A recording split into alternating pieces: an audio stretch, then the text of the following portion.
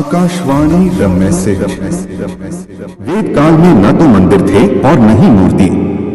वैदिक समाज इकट्ठा होकर एक ही वेदी पर खड़े रहकर ईश्वर के प्रति अपना समर्पण भाव व्यक्त करते थे।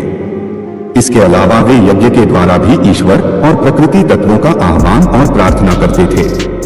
शिवलिंग की पूजा का प्रचलन प्राचीन काल से ही होता आ रहा है। शिवलिंग पूजन के बाद धीरे धीरे नाग और यक्षों की पूजा का प्रचलन हिंदू जैन धर्म में बढ़ने लगा।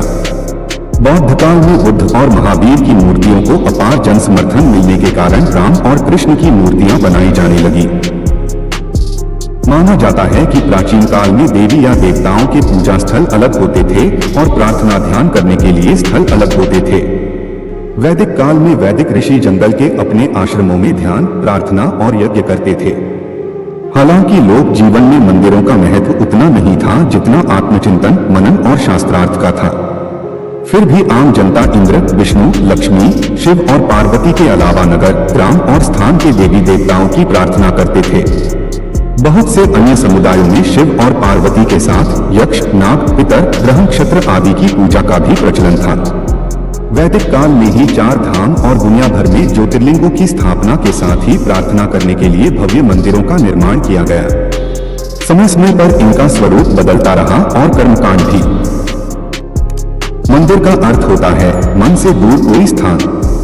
मंदिर का शाब्दिक अर्थ घर है और मंदिर को द्वार भी कहते हैं, जैसे रामद्वारा, गुरुद्वारा आदि। मंदिर को आलय भी कह सकते हैं, जैसे कि शिवालय, जिनालय आदि। लेकिन जब हम कहते हैं कि मन से दूर जो है वो है मंदिर, तो उसके मायने बदल जाते हैं। द्वारा किसी भगवान, देवता या गुरु का होता है, आलय सिर्फ शिव का होता है और मंदिर या स्तूप सिर्फ ध्यान प्रार्थना के लिए होते हैं। लेकिन वर्तमान में उक्त सभी स्थान को मंदिर कहा जाता है जिसमें कि किसी देव मूर्ति की पूजा होती है। प्राचीन काल से ही किसी भी धर्म के लोग सामूहिक रूप से एक ऐसे स्थान पर प्रार्थना करते रहे हैं जहां पूर्ण रूप से ध्यान लगा सके, मन एकाग्र हो पाए या ईश्वर के प्रति समर्पण भाव व्यक्त किया जाए। इसीलिए मंदिर निर्माण में वास्तु का बहुत ध्यान रखा जाता है। यदि हम भारत के प्राचीन मंदिरों पर नजर डालें तो पता चलता है कि सभी का वास्तुशिल्प बहुत सुदृढ़ था, जहां जाकर आज भी शांति मिलती है। यदि आप प्राचीन काल के मंदिरों की रचना देखेंगे तो जानेंगे कि सभी कुछ पिरामिडनुमा आकार के होते थे। शुरुआत से ही हमारे धर्म वेत्ताओं ने मंदिर की रचना पिरामिड आकार की ही सोची है। ऋषिमुनियों की कुटिया भी उसी आकार की होती थी। हमारे प्राचीन मकानों की छतें भी कुछ इसी तरह की होती थी। बाद में रोमन, चीन, अरब और यूनानी वास्तुकला के प्रभाव के चलते मंदिरों के वास्तु में परिवर्तन होता रहा। मंदिर पिरामिडनुमा और पूर्व, उत्तर या ईशानमुखी होता है। कई मंदिर पश्चिम, दक्षिण, आग्नेय या नैऋत्यमुखी भी होते हैं, लेकिन क्या हम उन्हें मंदिर कह सकते हैं?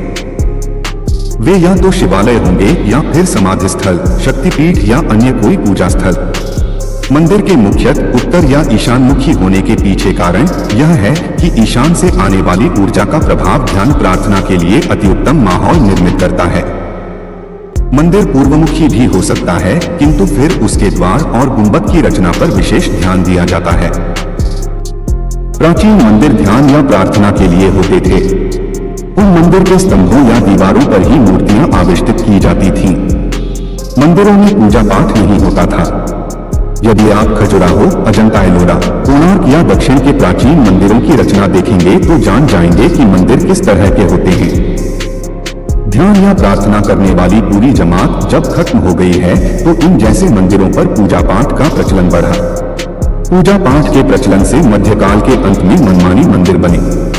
मनमानी मंदिर से मनमानी पूजा, आरती आदि कर्मकांडों का जन्म हुआ जो वेद सम्मत नहीं माने जा सकते। दोस्तों, अगर आपको ये वीडियो अच्छा लगे तो वीडियो को लाइक और शेयर करें और चैनल को सब्सक्राइब करें और हाँ, घंटी को बजाना ना भूलें, जिससे आपको हमारी आगे आने वाली वीडियो का पता चलता रहे। अब हम आपसे आज्ञा चाहते हैं।